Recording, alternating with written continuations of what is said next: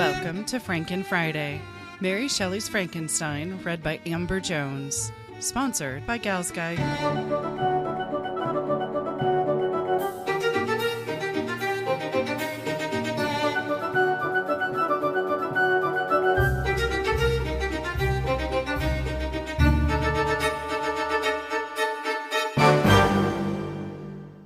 Hello and welcome to the special edition of Franken Friday on the Gals Guide podcast stream.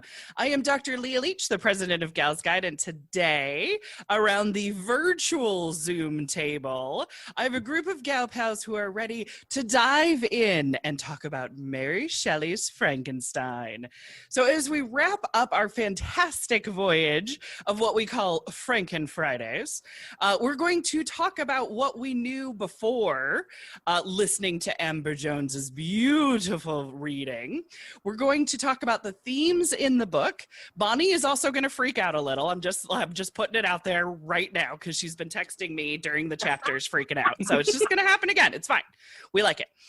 We're also going to talk to Amber about her process of recording and reading Frankenstein.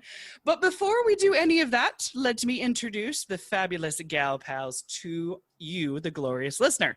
So I'm going to start with Bonnie, even though Bonnie is driving a car right now. Driving a stoplight. Do you want me to not start with Bonnie right now? You're good. I'm at a stoplight. I'm good. Okay, all right, cool. So Bonnie, we'll start with you. Tell us a little bit about yourself, and did you read Frankenstein before Franken Friday? I had not. I'm a local artist. I do paintings of women throughout history. I had not read Frankenstein in school or anything. I've seen, I love the Mel Brooks Young Frankenstein and stuff like that. And I've seen stuff in like cartoons and stuff throughout the years, but not like sat down and read the book. Yeah. So I forget if there were any more questions. No, that was it. Fantastic. All right. Stay tuned. Be ready to freak out later, Bonnie. Yes. All right. So Mona, how about you? Tell us a little bit about yourself, and also, have you read Frankenstein before listening to Amber read it? I am a retired teacher and then a retired office worker after that. So I had never read Frankenstein before. And like Bonnie, I love the Young Frankenstein movie, but also I had seen very old black and white movies. So those are the movies that I had seen. And no, I've never read it before. Just this. Very nice. I dig it. Susan, welcome. Tell us a bit about yourself, and if you too are a first-time listener / reader of the Frankenstein novel. I never know what to call it because we're listening to it, but we're also reading it, but it's Amber's reading it to us, so yeah. It's still a book. Audiobooks are books. Absolutely. Somebody wrote them. They are books. I am currently unemployed, but I obviously like to read. Sweet. I'm sitting in my library right now. Kind of doing the house spouse thing right now with the whole shut-in whatnots. Nice. So I have an interesting history with Frankenstein. I have attempted to read it over 5 times. Never finished it until this time. So be proud of I yourself. got you to finish it. Oh my God, that's cool. You got me to finish it, yeah. I attempted to read it in high school because of this is a great book. You should always read the old classics. I'm like, sure, I'll try it. Didn't get through it. And then it was required for one of my college lit classes. I wrote 3 papers on it that I got A's and B's on and never finished it. Oh my gosh. And then I've attempted it twice. Yeah, I attempted it twice since. One of them was actually the Gris Grimley, who is a Gothic artist, did a comic book version of it. Oh. And it's really pretty, Never finished it. So I apparently have an issue with Gothic romance, honestly. It's just not a genre that reads well for me. Language is super pastoral. Yeah. Very pastoral, yes. Yeah, that's why I was glad that Amber was reading it to me, because I didn't know what half the words were when I was trying to read it on my own.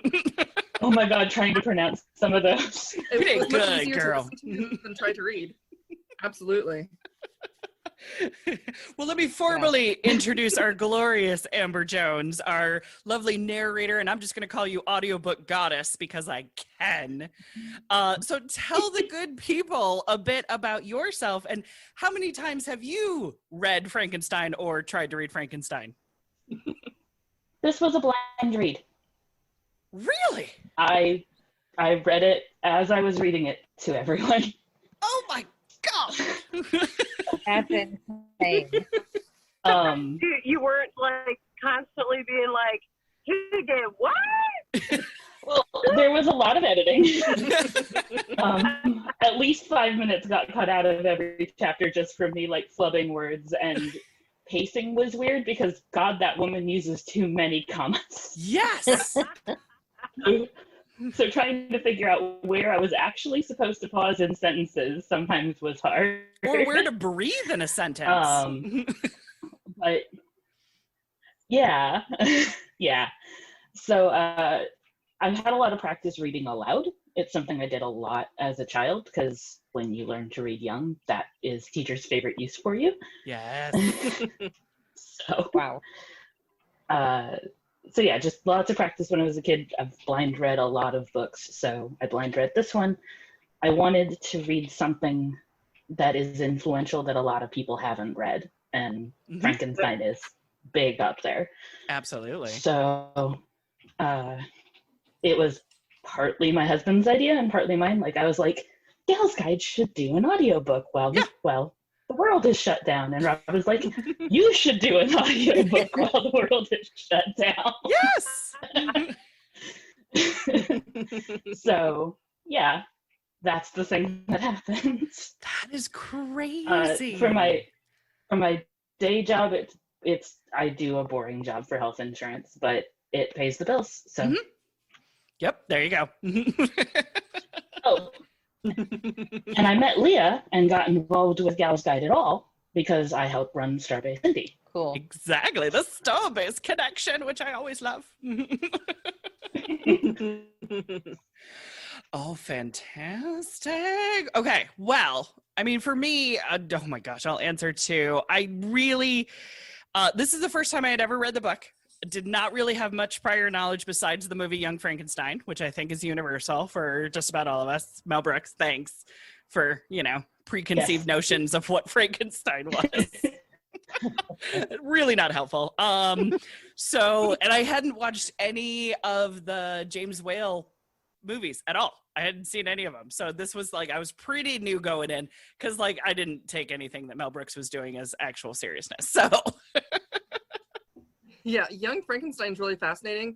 It's black and white from the 70s, which is really rare because he was very specifically copying the 1930s Boris Karloff Frankenstein, which gave us the classic visual of the Frankenstein we know. Right, which is totally different from what is in this freaking book. Oh, yes, completely. Totally. Well, I did want to ask Amber a few questions about kind of like the behind the scenes. I mean, honestly, because I'm really just kind of curious and stuff.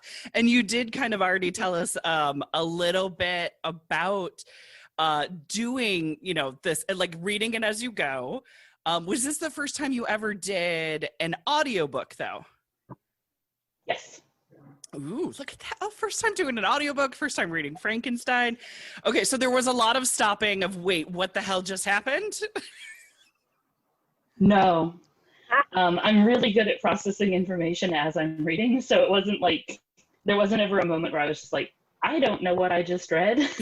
There were a few moments of, I have no idea how to pronounce this word, and I'm just gonna that's fair. go to Google and be like, how is this supposed to sound? And there are a couple of words There are a couple of words that have just fallen out of use that are very difficult for me to say, apparently. Only a couple? Only a couple. There is one that every time I ran into it in the book, I had to do like 20 takes. Oh, gotcha. Do you remember what that one was?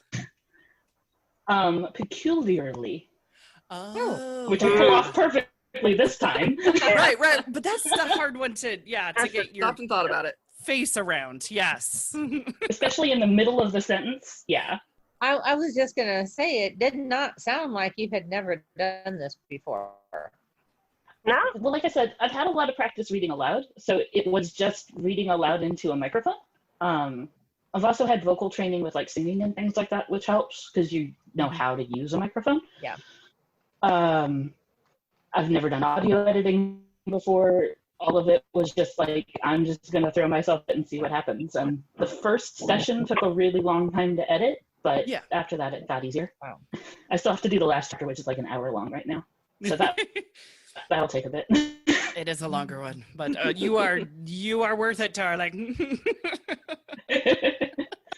Did you then intentionally kind of create different voices for the different characters, or is that something that just organically, because you've done this before, in the sense of reading characters that you're like going, they're just going to sound different, and here we go? So the only two I did deliberately were Frankenstein and the creature, because I wanted them to be mirrors of each other. So Frankenstein is me because he's most of the narration in the book, and I don't want to think about it the whole book. And then the creature is just a deeper version of my voice. So everyone else, it was just like, you needed to sound different from them, and I don't care. Right, exactly. I loved it though, because then I knew when the chapter started, by your voice, who was the narrator at that point. So yeah, it was very, very helpful. Which sometimes I had to go back and reread because I wasn't sure as I started. I know, you're like, oh crap, that's a different person. Oh, fantastic. Well, let me jump into questions for all of us. So by all means, I'll ask the glorious question. It's like wrestling. Just jump on in if you have an answer. Everybody doesn't have to answer. I'm not going to like go down the line and your answer and your answer. But we kind of answered whether or not we have seen Frankenstein in movies. Have you also seen Frankenstein like in popular culture? You know what I'm saying? Like around Halloween time and how do you feel we kind of see Frankenstein with the movies and pop culture? Do you feel that's an adequate interpretation of the book we just read? I think the more adequate interpretations of the books that we've read are the sci-fi novels that focus on AI. I think that's where it really evolved into. Gotcha. I think that the stuff in pop culture is just silly fun, which happens when something's been around that long. Yeah, very true. It's just kind of twisted and turned and stuff like that. Right. Was anybody else kind of surprised with how the monster and the creature was actually depicted in the book? Oh, definitely. Yeah. He, like, in movies and stuff, he's usually just, like, grunting, and he's very intelligent in the novels. And I had also forgotten about, I'd watched, as a kid, The Munsters. Oh, so that's a whole nother version of Frankenstein. A whole nother version of Frankenstein. You're right. Oh my gosh, I totally forgot to put that together as well. Yeah, the Munsters is, Herman Munster was based on Frankenstein. Oh. So, do you want to know what my opinion is of the most accurate representation in movies and TV? Yeah. Wishbone. You remember Wishbone? Oh yeah, the dog? The dog. Well, they always did a good job. Most true representations in movies and TV when they did the episode of Frankenbone. I mean, that's sad and also genius at the same time, for at least somebody cared and it was a dog. Right. Wishbone always did a good job. Everything they did an interpretation of, they tried to stick to the original story. It was really good. That is nice. I've seen a couple of Wishbone so- episodes, actually, because that's the recommendation I heard, where it's like they nailed the story, unlike... Yeah, Wishbone? Mm-hmm. Yeah. The Prince and the Pauper is the one I remember best. That one was hilariously good. Oh, I love it. All right, so this is another kind of loaded question. But was the book what you thought it was going to be? No. Nope. Not at all? Not even a little. See? So- Knock all out. Like I said, I attempted it in high school before I had a lot of, inundation with pop culture of it. Mhm. So I think I might have gone into the book a lot younger than most people. And knowing it was Gothic romance, I knew it was going to be these big, fantastic emotions and fantastic landscapes, and everything is just right in your face emotion. Right. So I expected that. I So don't at know. least I you think had that basis going in, but still, Yeah, I had that there's basis still a going lot that's surprising within that. fair. I was not expecting a main character who was histrionic, for lack of a better word. Gotcha. He spends, a year total of this book just out of it, from overwhelmed by his own emotions. Isn't it 2 years? It might be. It's a really long time. Because I think the exact Just 3 text I months got here, from 6 months here. yeah, because I think I got a text Mhm. from Bonnie that said he just fucked off for 2 years. We're at that part right now? Yes, we're at that part now. Bonnie, freak out. Bonnie, freak out time? Yeah, You he's got- you just got that gone from- for, let's see, the first chunk is a couple months, and then there's another chunk of months, and then he's like, oh, it's springtime, and I'm like, what? Wait, when did that happen? No one's seen him. Where the And hell then did the he end, go? just another 4 months in the hospital. Not even a hospital, a cell. Dude, Yeah, just laying down, just taking her easy. master yourself or something. No, he was getting a bit whiny for me, Victor Frankenstein. I wanted to throttle him a couple of times. Oh, only a couple. You did better than me. Yeah, that's true. I don't think That's fair. my voice would have been able to not have grit and disdain. It was hard. A couple of times I'm like, I can't. I have to detach myself from the Exactly. situation. Victor, you're a freaking idiot. It was real easy to be angry with him as the creature, though. Oh, I could There you tell go. because I was too. That actually was what surprised me most, was how eloquent the monster was. I mean, it was so far from to beautiful Flowery- terms of phrase. Flowery speeches. Mhm. How the hell did he learn that? From watching the Okay, French Apparently family. listening to people talk Yeah, French. he could not have learned all of that from listening to people talk. I'm sorry, but that is what surprised me the most That's about the fair. book. It's a writer's trick. I've seen it a couple of times. Yeah. The 13th Disappear Warrior was for another like one. 2 the years and you head. come back and all of a sudden you're the best dread person ever. Right. Slide of the pen. Yeah. And now I've learned to wield the language. Yeah. Not just talk, eloquently speak the queen or king's language perfectly. And deliver the most Right. beautiful insult ever. I mean, When we first are introduced to Captain Walton, he tells us everything that's going to happen.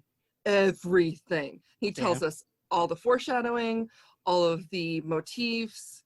And so I'm sitting here like, oh, so we're supposed to go into this knowing that the creature is going to be eloquent, because Captain Walton's looking for a friend who is eloquent and educated. And that was what Victor Frankenstein was. And Victor Frankenstein was looking to create an eloquent and educated Mhm. creature, species of his own. So obviously that's what he created. I'm like, wow, That is something that completely escaped me in the first couple of read-throughs. It definitely escaped me. It escaped me so much that by the time we got to the back of the book, I was like, who the hell's Walton? I started off the book like, who the hell is this? Nobody ever talks about this character who's writing letters home. Like, what the? Same. Where's Frankenstein? I know. I was really kind of like, la, la, la, it'll all make sense later. Yeah, Leah had reminded me that like in the beginning there was like another character reading, and I was like, what? Yep. I was like, because I remember it talking about like Victor Frankenstein like growing up. Yep. Nope. Chapter 1. I was And like, I have a I just preview. skipped right over that. I looked at some Spark notes. I'm just saying. I That's just fair. wanted to make sure I was translating some things right, because I know there's going to be other things I will translate wrong, because the beautiful flowery language. Right. Yes. The beautiful, outdated, flowery Right. language. Yeah, this is very, very true. So yes, exactly. Well, okay, speaking of like Spark notes, I'm going to kind of jump in my list of questions. One of them, of the Spark notes, is so much about like birth and creation motifs, and yet it's like they just want to put those words out there, but they don't actually have any like backing behind it of how important this motif is. So, I mean, specifically when we've got birth and creation as a motif, a lot in this book is about bringing the dead back to life. What did you think about that as a motif in the book? It's kind of like a central theme. I didn't think of it as one of the motifs at all. He didn't Gotcha. bring anyone specific back. He may have used bits of people, but he wasn't trying to recreate someone who used to be. He was trying to create something new. That's a good way to think of it. Yeah, there you go. So it's more the creation side of it then. Yeah, because if he could bring people back from the dead, he wouldn't be so pissed off the creature killed everybody. Right. Yeah. He would just take that fresh body and make a new one. Which is its own level of weird. Touche. I never thought of that, actually. It's fine. I'll bring them all back tomorrow. Let's talk about dudes creating life versus women giving birth. Does it seem that Frankenstein might have been a terrible, terrible father? I think he was just jealous. He was jealous about creating life. I Jealous. think that Frankenstein is not a good person. Correct. Yeah, I do. He was just jealous. Yeah, so having penis envy, he's got uterus envy. Yes. Yeah. That's fair. Yeah. I kind of think that he's just not a good person, and being not a good person just kind of naturally leads to not being a good parent. I So completely here's concur. an interesting thing that I caught as I was reading. Every time Victor Frankenstein comes across a person, he describes them physically. If they're pretty, he likes them. If they're ugly, he doesn't. Mm. Just Oh. straight up. Oh, screw that guy. And so I'm of the opinion if he had a pretty child, he would be a good father. If he didn't have a pretty child, he would be an awful father. You're right. Because everything revolves around him. And he never had any children, so luckily. Right? Thank He goodness. also just left his creation, just left for 2 years, and he didn't even go bother looking for him. He was just relieved it was gone. Like, Right? what? Dude. Because Victor it was Frankenstein ugly. would totally leave a kid in the car. Yeah. Yes, Ultimate absent father. that's very true. Oh, well, I mean, that just kind of like ducktails into, do you think he even thought about his creation? Like, you know, the idea of the feelings of his creation whatsoever. Not No. until the creation came and told him what they were. And even then he took it like, I don't believe you. Right. Right? Not He's pretty until much the just like- creation hurt him, Mhm. started hurting him and his loved ones. That was when he started thinking about it. Even then, he was pretty Yeah. much like the creation was pretty much like, you're gonna listen to what I have to say, or I'm bigger than you. Hmm. Yes. Yeah. I will sit on you. Exactly. Okay, was anybody else surprised that there actually was no Bride of Frankenstein? No. I liked the lead up to that there might be. Mm-hmm. Yeah. It was also very in character for him to just petulantly destroy it all. Yeah. I was like, really, dude? But I knew that was fake in the movies. Gotcha. Right. The very, very cheesy movies. I did watch the. Yeah, I couldn't. Oh, go ahead, Bonnie. Now I couldn't remember if when he was creating her, if it was in the same like lab and town and whatever, or if he had, because he had moved several times. He never returns to anywhere except his hometown. He goes back to Ingolstadt to like talk to his professors briefly to get like letters of introduction to people in England, and then he screws off to Scotland, like some coastal town in Scotland, and builds a lab and a tiny house. Yeah, no, he's on an island. He's in the middle of nowhere. And yet he's still finding a way to hurt people. You okay, Leah? It is the slow build-up. Yeah, it is the slow build-up. He is slowly getting further and further away from his hometown and further away from humanity. Yeah. Yes. Yeah, very true. He slowly goes like, here's an island. Here's the middle of the ocean for a while. Boys, grow up. I just want to be in my fort. I want everything to go my way. I know, right? I think somebody's totally having Victor a tantrum, Frankenstein. Mr. Victor Frankenstein. So the funniest disconnect for me from pop culture to the book is that he didn't even graduate college. He just screwed off in the middle of it. Like, no, I had a mental breakdown. I'm going home. I have a better idea. Can you imagine what Mary Shelley would think about hearing this conversation? I think she'd love it. Well, I mean, he did write the two characters after the two men in her life. She knew what they were like. Yeah, exactly. I think it was a little bit of therapy, if you will, to get it out. Yeah. I mean, writing's good for that. Absolutely. I know. Like, My I was friend, stuck in the middle of nowhere with you guys for months. My friend Deborah Kemp would always That's say, his own horror be story careful right there. insulting me because I will kill you in my next novel. Yeah. And I think it's not attributed necessarily to her, but she is always the one that I heard it from. So Yeah, I'm pretty sure that's pretty common with anyone who writes and has characters. any writer, back. yes, that's the revenge of any writer. Well, let's talk about a little bit, not necessarily the Bride of Frankenstein, but the idea of creating a companion who would share the monster's fate and the monster's company.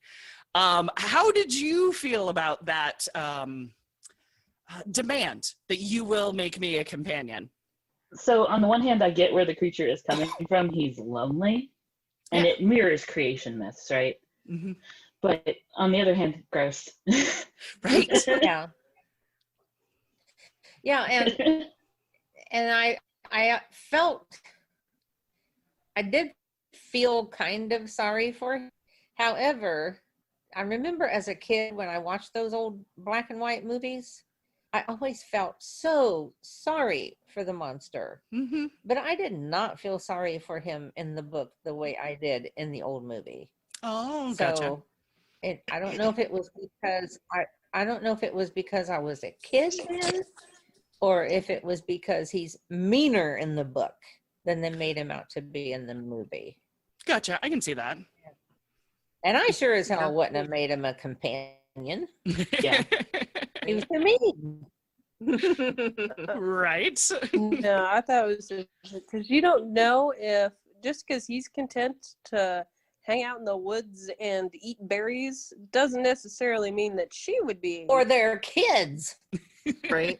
Yeah, if they even can, like That was one of Yeah, his like thought I was- processes that confused me. It's like, dude, if you're worried about kids, why don't you just make that not be a possibility? You're You're There are the kind parts of a you can just doctor. leave out. Maybe if you would have finished school. And considering he never took any biology, he was always chemistry. Oh, you're right. Yeah. There's that uterus envy again. Yes. Yeah, there you go. Oh my god. I was really torn with it too because man. One of the reasons why I had a second child when I did is because I was at my brother's wedding and I only had one child at the time, and I was like going, I get to share this with my brother and all of this family trauma that we gloriously have. He's the only person who really understands it, and I can turn to him with that. And so I kind of wanted my daughter to have somebody when I'm not there or when she's mad at me to turn to and be like, remember how messed up that was? And like, get it? Like to have that kind of secret language. Mhm. So it is, in a sense, a companion. But at the same time, free will is a thing. So like, I totally get it where it's like, I wanted the opportunity for the two of them to have each other. If they fought and didn't like each other, that's part of the, the gamble that That's you part of have. the free will, sure. It's free will, but at the same time, I'm really torn because what level of female, object are we talking about here? Are we talking about basically Right. the blow up doll? I mean, like, what are we talking about? I mean, the way the book has already treated Elizabeth, Yeah. we find her as a child and we go, oh, you're pretty.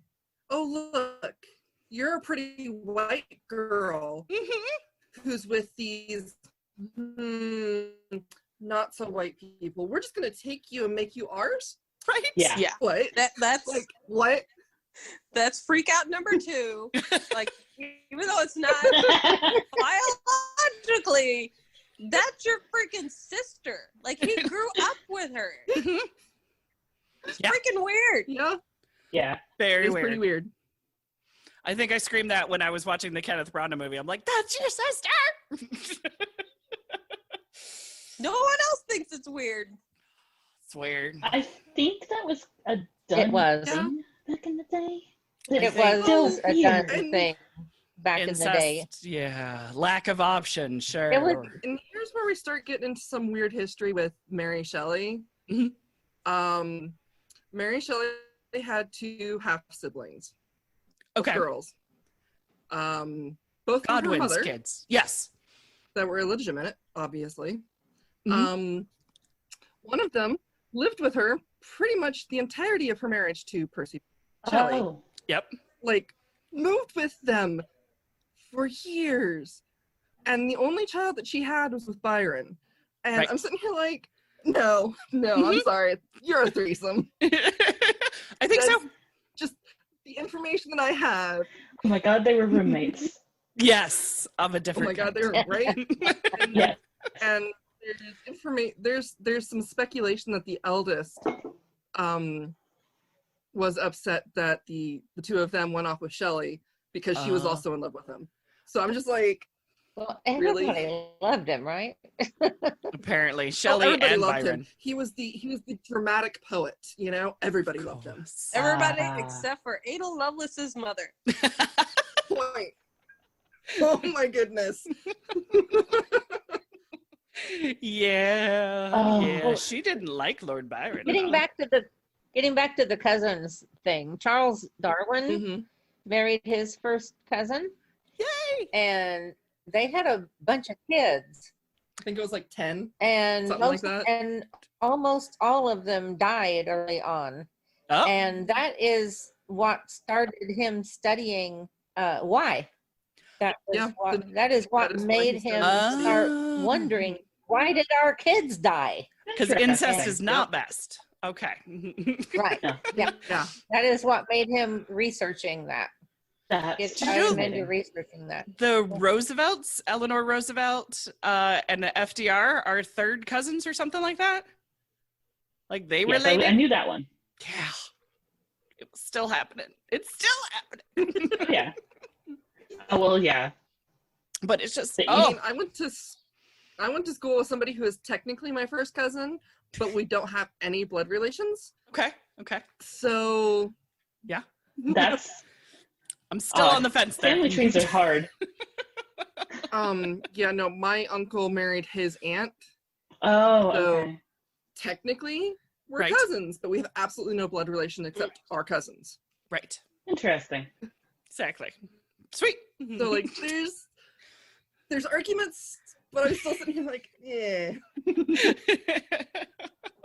That My is brain totally- is still trying to recover from Leah's pirate lady and that shenanigans. There was a pirate lady who married her own adopted son to remain in power.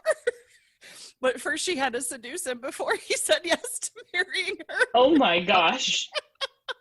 They were pirates. Oh my gosh. Her stepson, so it's not biologically her son. Right. Yep. But she had pretty And much then- like raised him. They What had a did- kid. And then kiss. Yep. Yeah, they had care. That's uncle distressing. something. It was. It Wow. was. History is wild. Exactly. So the world is weird. Different strokes, different folks. World is real weird. Exactly. Okay, how about this? This was one of my favorite bits. I'm like overshadowing it already, but one of my favorite bits in the book was Mhm. the importance of connection to fellow human beings, either it being family or a chosen family. I really appreciated this part of the book, that the monster needed somebody to share his journey with, and that he was trying to choose a family, even though it did not work out. I thought that was a very powerful motif of maybe we should try this when your creator fucks off for 2 years and can't be bothered with you. You find someone else. Yes. There you go. Found family is glorious when it works out. Yes. Did anybody Yeah, else kind of catch is that true. or grab onto that at all? I thought Oh, it yeah. was really sweet, and I found myself wishing that all of them had Yeah. been blind. Yeah. Yeah. Yeah, Yeah. that family that he was watching to learn how to speak Everything. and read or something seemed like they had a much more of a connection than like Victor's family. Seemed very just cold, and this is the things that we do. Right. We marry You cousins. marry your sister. There's no problem. Yes, exactly. Marry sisters. And that seemed to be a statement on society. It's kind of the two extremes. You have Victor Frankenstein's stereotypical raising and family, Mhm. and he just wanders off, goes to school, doesn't write them for 2 years. The creature who starts with practically nothing because his father just disappears, so all the creature is searching for the connections. Mhm. So you have the two of them circling around each other in these two opposites. And then we go back to Captain Walton, who is, off in the Antarctic and still writing his sister letters. Yeah. That she might Like, never normal see. person. And yeah, Mhm. yeah. Mhm. But Still that importance of connection. you know, Yeah. and his overarching ambition, aside from finding the dead center of the North Pole, is having a best friend. Yeah. Yeah. Those are the two things he was all about. And I thought it was poetically lovely.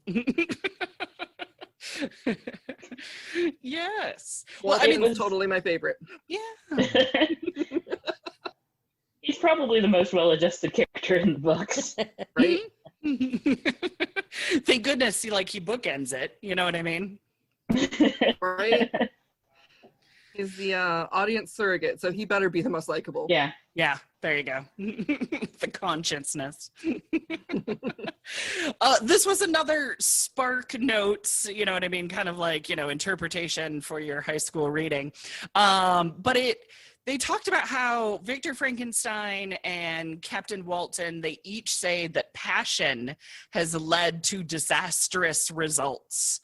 And the question that is on the Glorious Spark Notes is, do you think that passion is a good thing or a bad thing? And I thought it was a very interesting, weird question that I would then throw at you. I think it depends on what you have the passion for. Right. I think that it depends on whether or not you decide to temper it. If you have passion and you use it for something productive and you think about the consequences of those actions, then it's perfectly fine. It's as valid an emotion as anything else.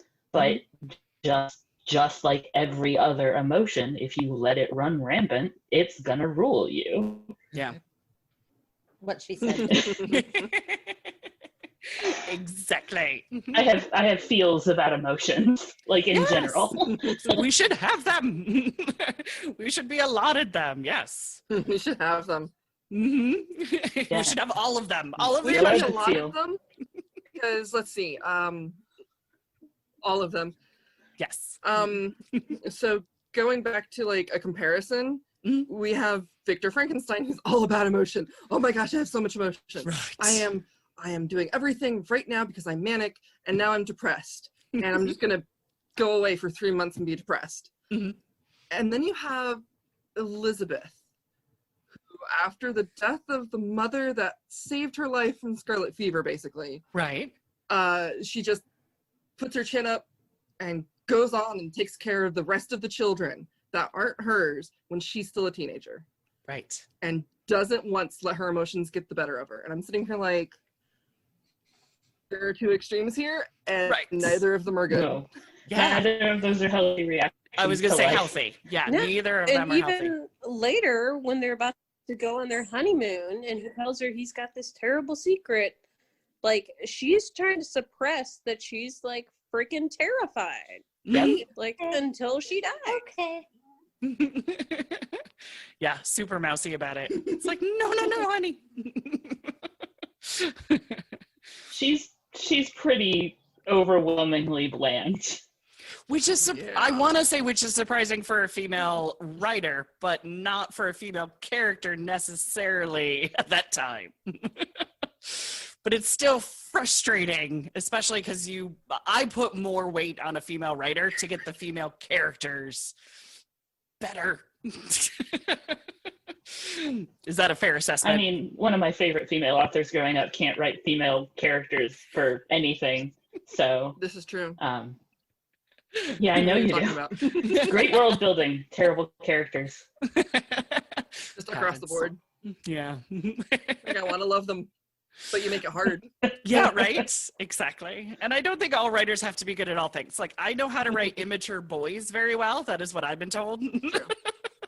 Like, I have that wheelhouse down. However, I don't feel like writing about them. That's also fair.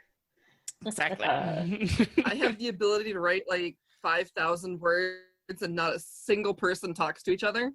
It is all stream of consciousness. Ooh. I mean, after reading this, I dig that. Since high school. Yeah. This really did it well. So that's, the internal struggle and monologue that's in there. And I'm like going, I haven't read something this intellectual in a long time. Let's see. So we have talked about passion, ambition to a certain extent too, because I think a lot of times they're of the same coin or very close to the same line. Do you guys want to say anything about the ambitiousness of Victor Frankenstein? Yeah, that's where I think the story evolved into being the AI sci-fi horror stuff now. Or not really now, it's fallen out, but those stories about just because you could doesn't mean you should. Yes, thank you, Jeff Goldblum. And all the ways that can go badly. Still one of my favorite lines from Jurassic Park. That and... yeah, it applies to AI pretty heavily too. It gets used there a lot. When people are in real world talking about the ethics of AI, we quote that one a lot. Right. Yeah. People are going full steam ahead. Yeah, right. Just because the technology is there, let's see what it can do. No. Consequences.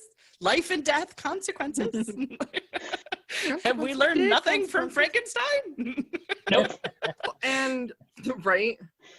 This is actually one of the few points in the book where Victor Frankenstein has a moment of realizing that there's consequences. Yeah. Because in regards to his ambition, it's kind of towards the end where he makes a comment about his creation, and he's comparing it to the fall of civilization, Right. the fall of Greece and Rome and all of that. And first off, he's comparing himself to these great civilizations. I was like, back up, He's hon. also saying that all these civilizations fell because of ambition, and he's failing as well. It's like the first time he's starting to realize, oh, well, this is bad. And we're like 3/4 of the way into the book. Sweet. It's only gonna get worse for him from he here. has He spends a lot of the book saying he's angry at himself for what the creature did when he's angry at the creature. Yeah. He's just lying to himself for most of the book. Oh yeah. Diffuse, Can't deflect. take responsibility for anything. The one from today, he spent quite a while just talking about, oh, woe is him. He's so lonely because he's inadvertently killed everyone. No, I was like, dude. You It's like all the things that the monster feels, he's feeling. And he's like, oh, poor me. It's almost like the early version of gaslighting. Yeah. It kind of is, yeah. I call it karma, but yes. You know? Karma. Yes, it is karma. But Sure. I can totally see that. Let's switch gears real quick and then we'll wrap it up. But I wanted to talk about Mary Shelley, the author. I mean, this is just going to be, this can just be us guessing, but her mother was Mary Wollstonecraft, who is a very famous early suffragette, if you will, who wrote the Vindication Rights for Women, and she wrote about the French Revolution and somehow did not get beheaded, which was very interesting. So her mother was a very powerful writer. Her father was also a very powerful writer. But what's interesting is that her mother died 11 days after giving birth to her, mostly because the doctor didn't wash his hands. So wash your hands, damn it. Do you feel like as you were listening to the story that Mary Shelley was trying to work out how she felt about death of her mother? She also lost a child while writing this. Yeah, I think that had something to do with it. I think that she always felt death around her because of the loss of her mother. And was this, I know she lost her first baby. Did she lose more while she was writing this also, or were they after? It was the one while she was completing it at some point. So, yeah. Because I know she lost, 3 children altogether?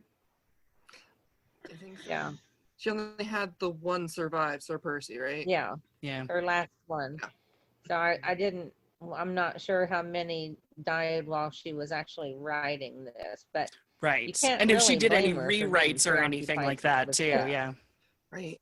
Yeah. Yeah, because from the summer that she wrote it to the actual publication, about 2 years.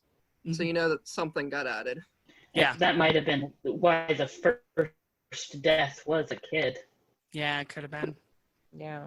working that out. That is an argument that I remember. Oh yeah. Yeah. Yeah, I think that had a lot to do with it. I mean, the first death from the creature, because the mother dies. But Yeah, I had to think about that a minute. illness. Yeah, the mother dies approximately the age that she was when her mother died. So that is a Correlations there. definite correlation. Yeah, there was moments where Amber was reading it and I didn't write down the passage, but I thought to myself, this is definitely Shelley working some shit out. It just felt that. So it was kind of neat. And it's I don't think she came to I don't think she came to a whole bunch of conclusions, but she was trying though, it seemed. Right. And if you ascribe to the 5 stages of grief model, Mhm. this is almost bargaining. Oh, Because yeah. she's like trying to get the child back, and she keeps losing more people. Right. Oh, I can see So it's that. like she's trying to bargain by bringing that child back, and then it just keeps failing. I never thought about that. That adds some weight to the last chapter too, where Frankenstein keeps insisting that the ghosts of the dead are driving him on. Right. Oh, yeah. Mm-hmm. Yeah, I'm telling you, this stuff is deep. I need to like read it like 3 or 4 more times, maybe all the way through, Susan. I thought it was weird how Frankenstein's supposed to be like he seems like intelligent, but he kills people by like strangling them, which is like so violent. Yeah, he does talk about like the creature does talk about like he loses his sense and goes like crazy with rage, which would bypass some of the higher functions and leads to stuff like that. But yeah. Yeah, but it is And interesting. he doesn't have access to a lot of weapons, honestly. But strangulation is one of the most personal ways of, so it's almost like he's trying to force a connection. Yeah, even that's how I was kind of taking it. Yeah, where I don't at least think it's in just that. rage. I think it's loneliness that causes it. Yeah, because I was catching up on some episodes, and I was at work, and my coworkers had to deal with me being like, "He's just gone. It's been 3 months. No one's looking for him." Like, because he created him, he got scared, and he like went to his room and like hid from him, passed out, woke up, the thing was there in his room. I think he like freaked out, ran outside until like the gate guard let him in town, and then he came back later that afternoon with his buddy, and it just wasn't there, and he was like, okay. Yeah, like he was terrified of this thing, but he's like, I'm not gonna look for it. I'm not gonna be responsible. Yeah, and like then this they friend were, can like, just come saying right that- in. Just and, go like, hurt somebody apparently, else. like, yeah, no one was like reporting seeing him, so I was like, where did he go? Like, I was freaking out. And I hadn't reached that stage yet, so I didn't really know why Bonnie was freaking out so much. I wasn't at that chapter yet. I was behind, and I was like, I don't know what's going on, but apparently it's all broken loose. Yeah, Where I it just was starts to go surprised- downhill. Yeah, I loved it. How quickly he created the monster, like how early on in the book. Yeah. If you think about it, in the movies, it always seems like it's an ending or near the end where he's creating them. So it was thought like it was gonna chapter be- 5, and I'm like, oh, okay, we're doing this.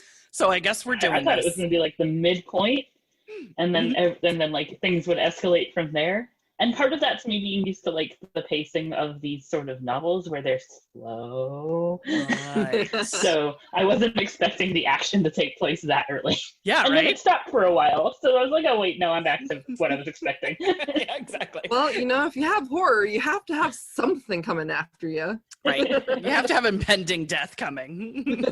Yeah. Oh, fun. Does anybody have any No. favorite quotes or anything like that? Anything that kind of stuck out at them? I had the one, I think it was when he was telling Frankenstein his story. It was something like, I am fearless and therefore powerful. Yes. It is a good one. That was a good one. I pretty much just loved reading all of the creatures stuff. Yeah. You were good at Amber it did too. too, apparently. Amber's also very excited about it. The other Amber. There are so many Ambers in the world. It's great. Exactly. You guys make the world shine and be brighter. One of my favorite ones, I had to write it down because it's a tiny bit lengthy, but it's I do Oh gosh. I do know that for the sympathy of one living being, I will make peace with all of it. I have love in me, the likes of which you can scarcely imagine, and rage, the likes of which you will not believe. If I cannot satisfy the one, I will indulge the other. That was my favorite. And I think it's because the way Amber read it. It was powerful. It was so good. I had to like find that one. I'm like, no, there was one. I know it. It's in here. I am married to a man of no small emotions, so I was just like, I can channel that. Yes. I know what that's like. Exactly. I don't remember the exact quote, but I like at the end when after Victor Frankenstein is dead and the monster is actually mourning him. Yeah. The irony like that's in that. Yeah. I have some editing to do for that bit. You're like, woo! Oh, it shall be fun. I have it open on my computer right now. It is 53 minutes long before I go cut. Is it really of the last chapter?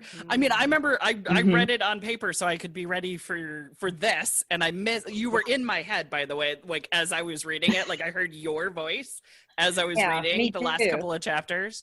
So thank you, because that's a beautiful gift. But at the same time, I'm like, I wish I was listening to Amber instead of reading that. Well, I'm planning to edit it over the course of a week instead of doing it all in one night like I did with all the other chapters. So there you go for the it's final so much chapter. longer. Yeah, I think there's no good stopping point is in that chapter of what she's trying to do. So yeah, exactly. No, it makes sense that it's so long, but it's a lot to wrap up. So almost like this particular episode is a lot to wrap up as well. Look at that segue. But okay, how about this? I know I think it's difficult, but if you could, how would you sum up this book in like one sentence? And I know that's unfair, but how would you? I could sum it up in a meme. Oh, in a meme? There you go. I planned ahead. In a meme? Yeah. No, this is Victor Frankenstein, shocked Pikachu face. Good. Every time he does something. That's pretty good. I do like that. Because you gave us the discussion questions and I treated it like homework, I was like, I can do this. Yes. What do you got? Temperamental college student meddles with life and death. Everyone's affected. Everyone suffers. I like it. It's almost like the Romeo and Juliet story where it's like two teenagers fall in love and everyone dies. I like it.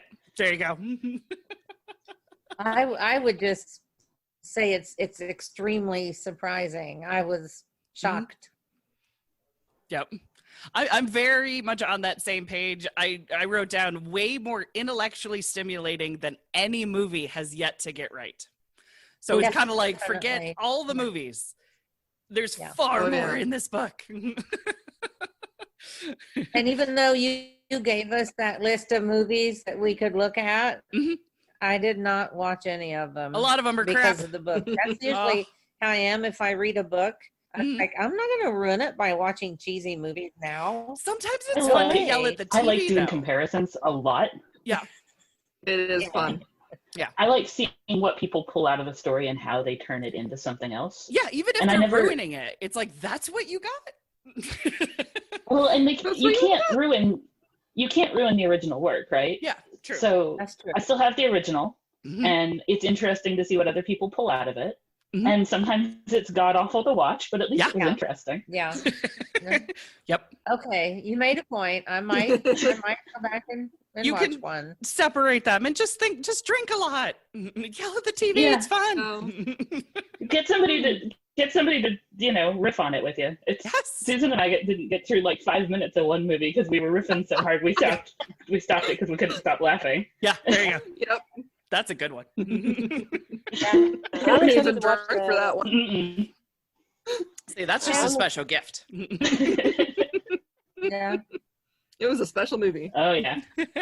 Well, it sounds like everybody would recommend this book for others to read. Is that accurate to say? I'm always a big proponent of read the things that things have evolved from. Yes. And I at least for that, this is worth reading. It's a good foundation for a lot of the things that we love are based on it, or inspired by it, or something from it. So plus it's enjoyable on its own. I especially think people should read it, because most people just know Frankenstein from cheesy movies. Yeah. Right. And it's totally not this. No. Yeah. Wow. All right. It's like saying trying to say Dracula is like the same. Oh yeah. Accurate. This is very true. Well, here's a loaded question. Do you want to know what our next reading is going to be? Dun, dun, dun, dun, dun. Let's see if my internet stays. All right. So each chapter of Frankenstein, we did Franken Friday, right? That's what we called it. Well, that was this series. For the next series, it's going to be Frigg Friday. So we're going to be reading a Norse story. So Frigg or Frigga, the mythology goddess from Norse mythology, who is married to Odin. It actually is where we get the name Friday is from Frigg or Frigga. So instead of Franken Friday, it'll be Frigg Friday. The next book will be Kristin, Lavin's daughter. It is written by Sigrid Undset, and she won a Nobel Prize for this work. It's the story of a Norwegian woman in the 14th century who experiences a number of conflicts in her relationships, as well as the medieval nature of Norway at that time. Dun, dun, dun. So Frigg Friday starts November 20th, because we're going to take a couple of weeks off to not be listening to a book, just for a little bit. Michelle Hammond is going to be taking over reading, and we're going to give Amber a slight break because we want Amber to come back and do the next one. Because these take months, I am happy to do. Yes, exactly. Yes. Sweet. I figured you guys could easily rotate this out. And that way you've got some time to decide what next book you want to bring to us. No way in hell I could do that. Yeah. I've got to go dig and figure out what I want to read next. No way. And I look forward to it. So yes, because I love hearing Amber tell us a tale. I personally love that you introduced us to Frankenstein, because it's much more than just a monster story.